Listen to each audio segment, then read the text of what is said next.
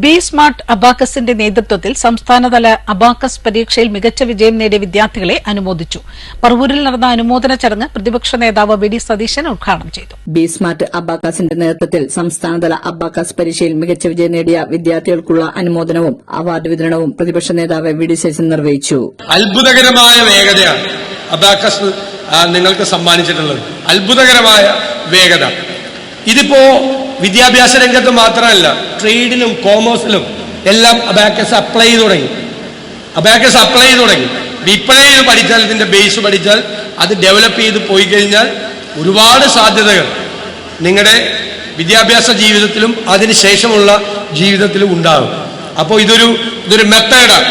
വളരെ വേഗത്തിൽ, ഇന്ന് എല്ലാ കാര്യത്തിനും വേഗതയാണ്.